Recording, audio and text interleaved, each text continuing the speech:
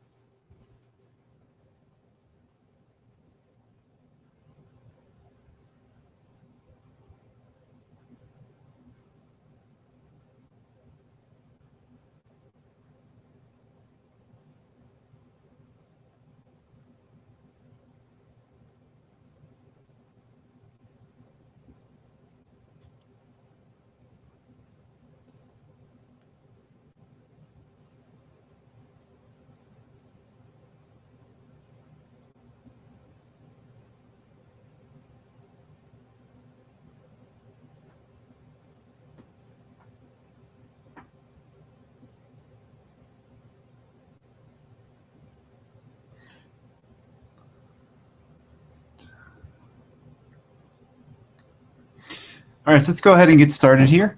So hello, everyone, and welcome to the first Hangout of 2015. We have some new people just joining us for the first time and watching, so I'd like to give you all a special welcome and say hi.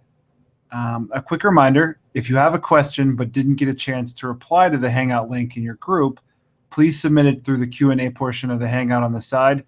It's better to do that early rather than later. There is a slight delay between when you submit them and when I see them. And really quickly, I just wanted to mention that if you notice the camera angle is a little bit different, I have the laptop on top of the 12 pounds of PB2 that I posted a picture of, just so you're aware. Previously, I've had it on all kinds of different objects in the house, and this actually seems to work out the best. It's not great for typing, but it is a good camera angle, I think. So, all right, to get started, as you may have seen, I made a post recently regarding a sleep audit. For some of you, we've already talked about a sleep audit in advance of the post, which actually is what inspired me to share the ideas with everyone. So if you haven't taken a look at it or completed it yet, I would encourage you to do so as soon as possible, since good quality sleep is incredibly important for overall health, let alone for fat loss. So I wanted to mention that I was conducting my own sleep audit, since I hope you would know that I'm not going to ask you to do anything that I wouldn't do myself or something that I haven't already done. So in the list of things there, I already do most of them, including I do take supplementary melatonin occasionally. But there are a few changes that I'm trying to make to help improve my sleep even further.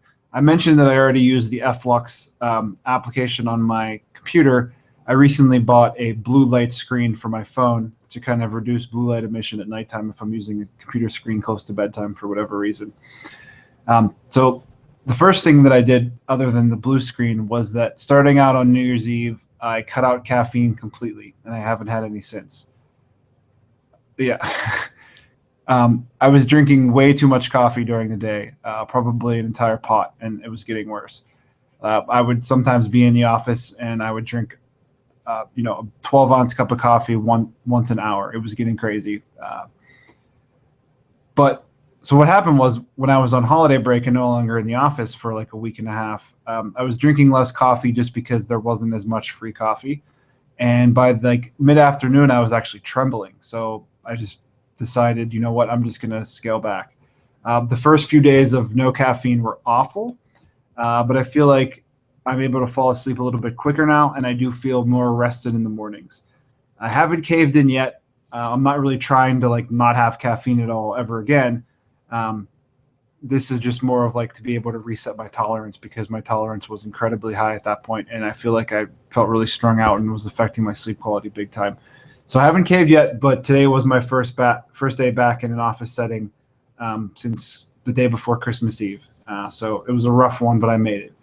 So, but I haven't caved, so that's good. I thought about it mid afternoon, but I didn't. Um, Second thing is that I'm doing in that I hope to make my bedroom environment much more darker at nighttime.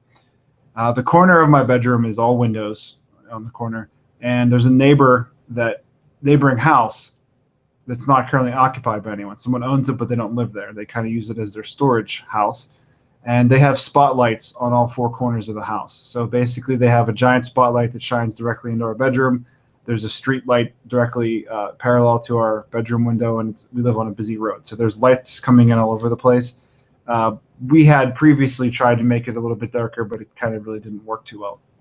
So my plan is to get some better blackout shades and drapes, and I had a crazy idea about attaching them to the window frame with Velcro so that they don't move around or whatever, they stay securely in place.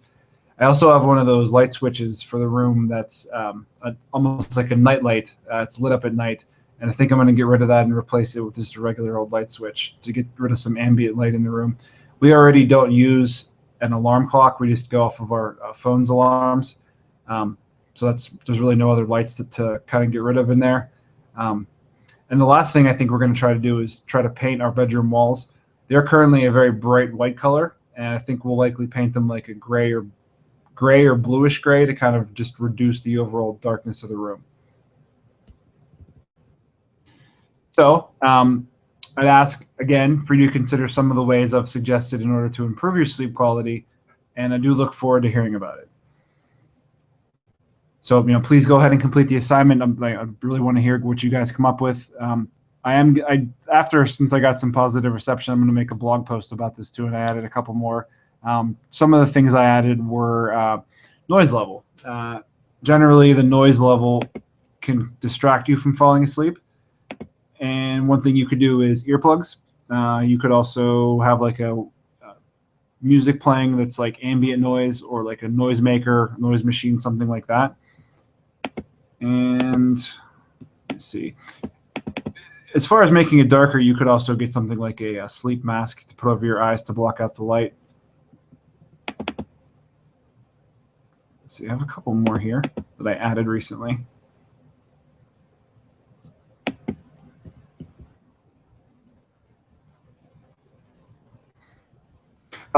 This is one that I actually have been practicing, but I failed to mention that I do want to update. Is you could also reduce the temperature in your bedroom by about 5 to 10 degrees below what you'd normally have it during waking hours. The amount is going to vary person to person.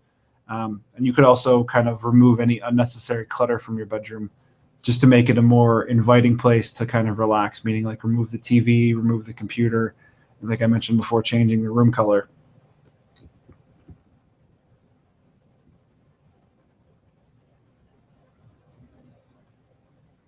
And that does basically cover it.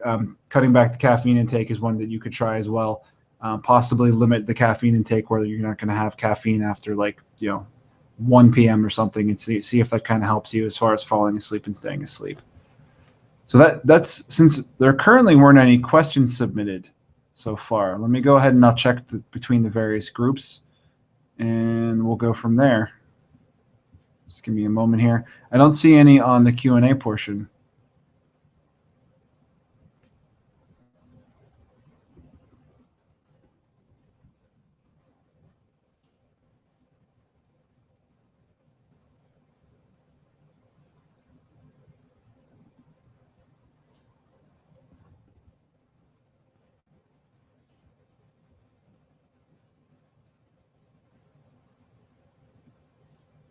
Just give me one more moment here. Just kind of cycling through all the various groups and seeing if anyone had posted anything.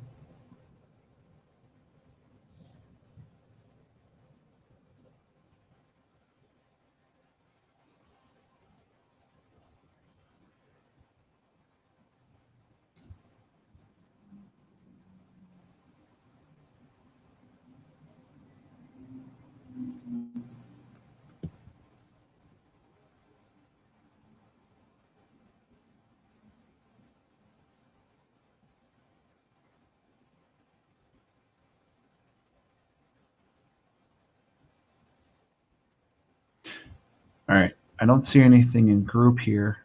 Well, I guess that's all for this week, guys. If you come up with a question after the fact, you can either post it in your groups, let me know, and I can either cover it on the next Hangout, or if it's something you need answered pretty quickly, just let me know and I'll answer it then and there. But other than that, everyone have a great week. Let me know if you run into any roadblocks and how I can help you through them. And we'll talk soon. Have a good night. Bye-bye.